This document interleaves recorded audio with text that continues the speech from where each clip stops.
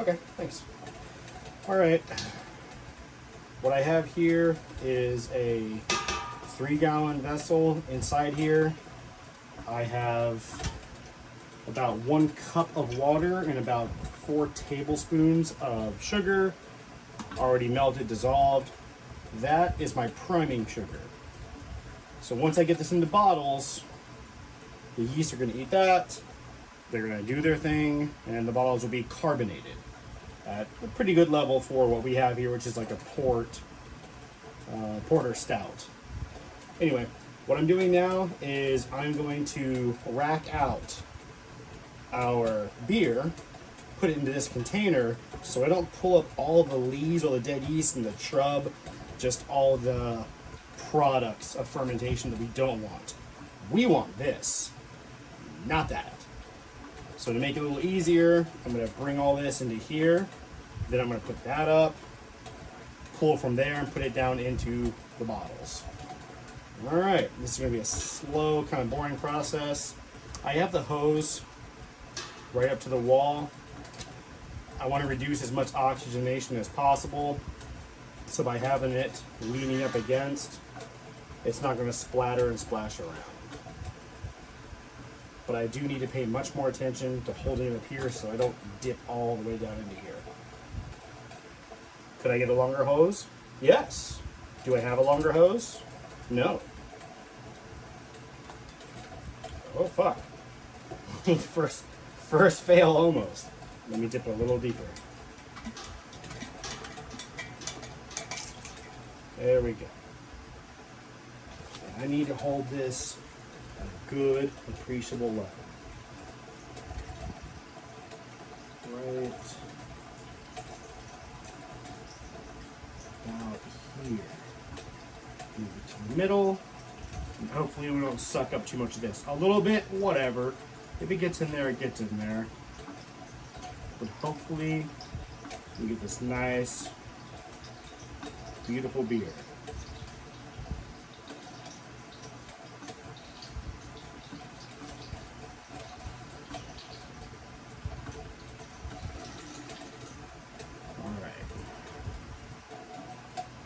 Got a little cloudy at the end there, but that's okay.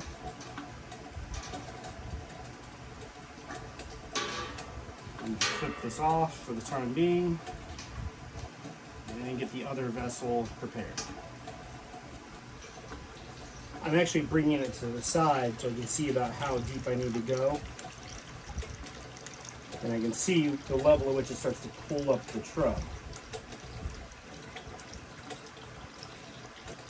So I can get to about here before it pulls that up.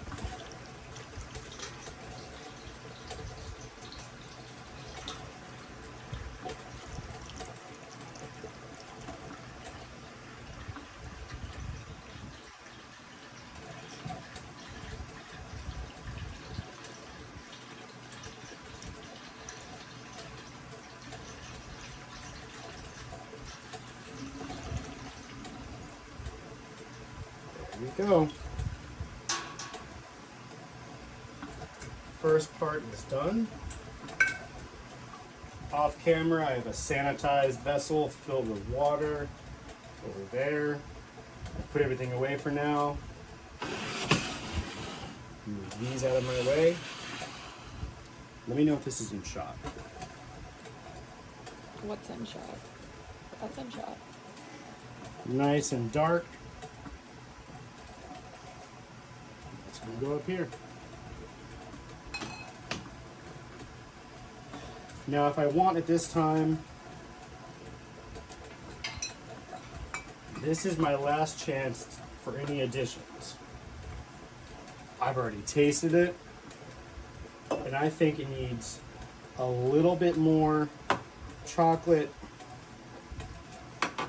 and a little more espresso. During the fermentation, the final bits, a lot of that flavor comes off. So during the bottling procedure, I'm going to add a little back in of these two to get it a little more bitter, a little more chocolate notes, and a little bit of that toasted kind of quality I'm looking for. Very technical measurements here.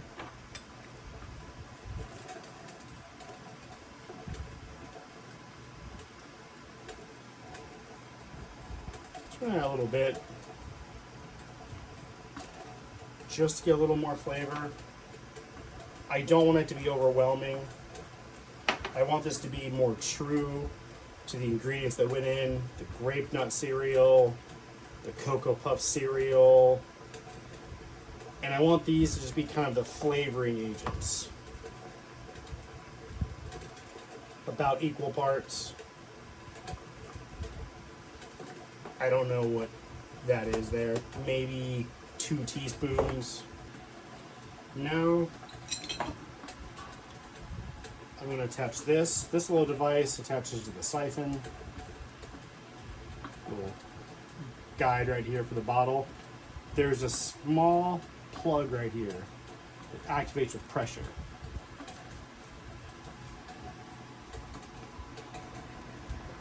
And when that pushes in, liquid can flow through.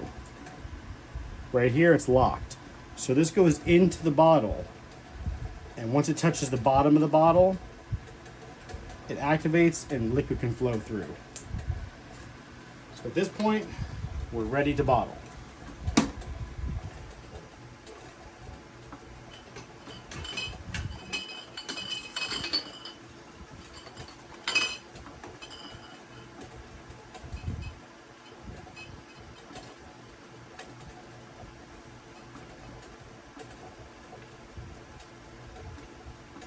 First one done. I'm going to slide this down so it pauses so it doesn't drain. And I'm going to move the camera to get a better view.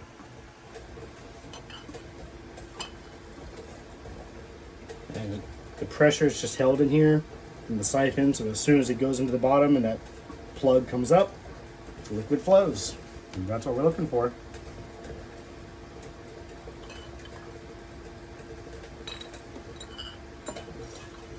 So this small bit of air right here is called the head space. As the yeast eat the remaining sugars in here, they release carbon dioxide gas, and that gas kind of has nowhere to go. So it's going to infuse into the liquid. If you don't leave enough head space, that carbonation could get a bit vigorous. Water won't pressurize, but the gas will. The remaining head space will pressurize. So without enough head space, you could risk blowing it up. Same is true if you have too much sugar in here. The yeast are going to be super active and they're going to prematurely open this bottle for us, which isn't going to be good. I'm actually going on a small vacation here coming up for about a week, so I'm trusting these to not explode while I'm gone. Fingers crossed.